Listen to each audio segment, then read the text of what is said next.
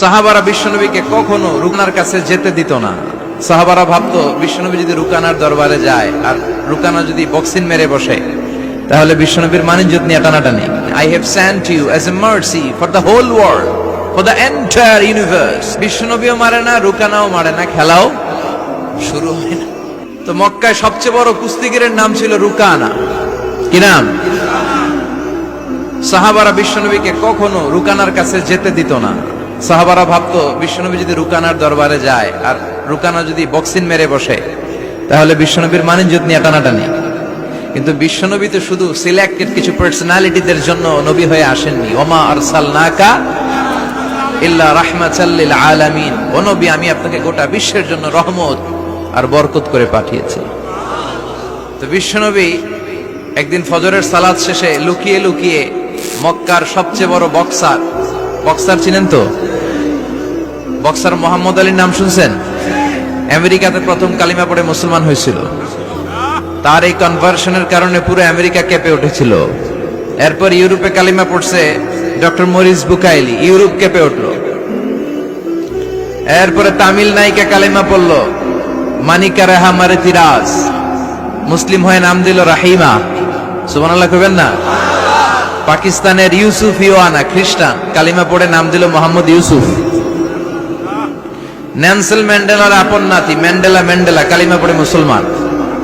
Tony ব্লেয়ারের আপন শালী Lauren booth media activist কালিমা পড়ে মুসলমান। কিছুদিন আগে একজন ডাচ পলিটিশিয়ান যে কোরআনকে বলেছিল the scripture of Quran is a poison, Quran হচ্ছে একটা বিষ, এন্ড ইসলাম ইজ এ লাই, ইসলাম হচ্ছে মিথ্যা। এই ডাচ রাজনীতিবিদ এই কথা বলার পরে গত 4-5 দিন আগে সেও কালিমা পড়ে মুসলমান হয়েছে। ইসলামের এই গণজোয়ারকে ঠেকিয়ে রাখা সম্ভব? ইউরোপ আমেরিকাতে মুসলমানের সংখ্যা বাড়তেছে দিন দিন। ধারণা করা হচ্ছে 2070 সালে আমেরিকার বুকে মুসলমানরা সংখ্যা গরিষ্ঠ হয়ে যাবে। ইউরোপ আমেরিকা চষে বেরিয়ে খুঁজে খুঁজে খ্রিস্টান পাওয়া যাবে না। মুসলমানদের করতলগত গোটা বিশ্বটাকে আল্লাহ করিয়ে দিবে। চিল্লায় বলেন ঠিক কিনা? ইসলামের বিজয় কেউ ঠেকিয়ে রাখতে পারে না।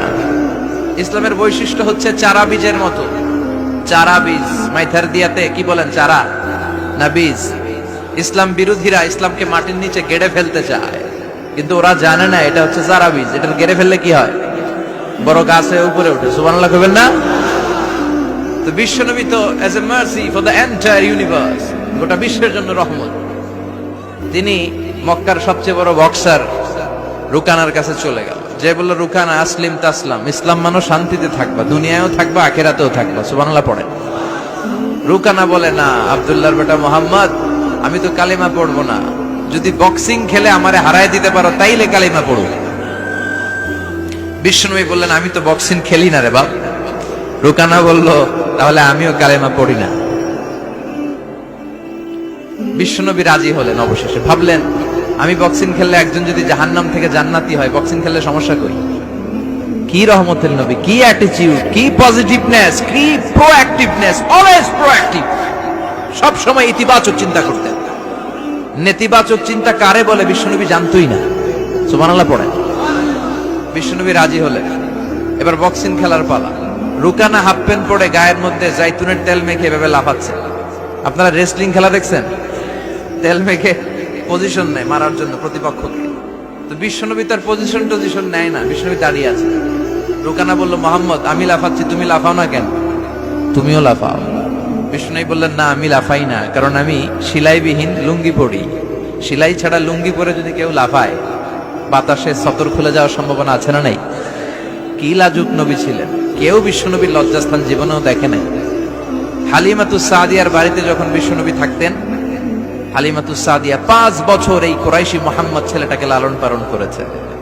হালিমাতুস সাদিয়া বলল এই 5 বছরের ব্যবধানে কোনোদিন কুরাইশি মোহাম্মদরে কাঁদতে দেখি নাই।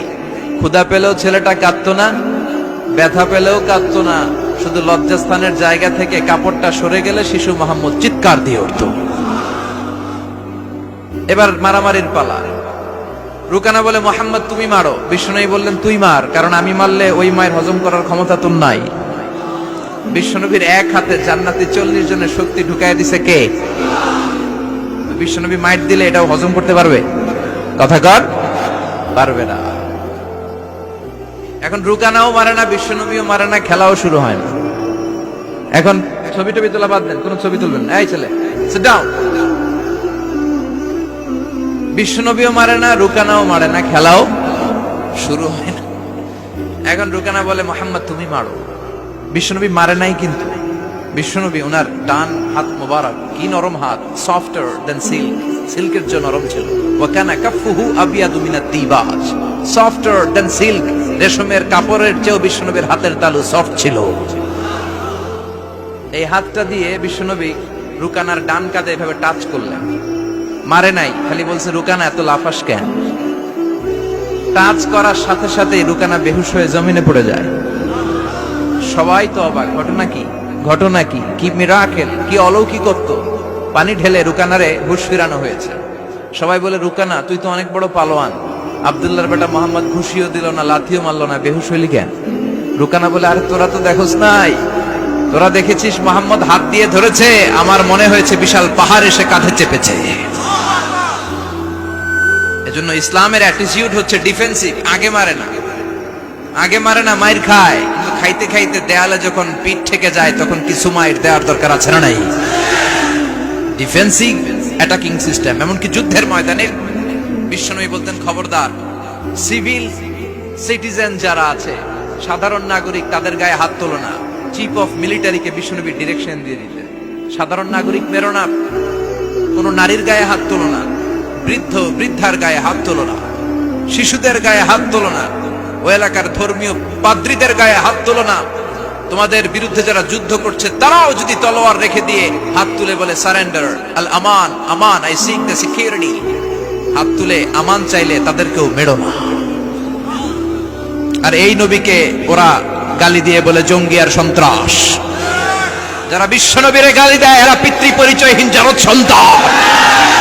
বিশ্বনবীরে গালি দিলে কলিজায় আগুন লাগে মুসলমান, আগুন লাগে। কার কার লাগে তো হাত উঁচু করে আল্লাহর দেখা।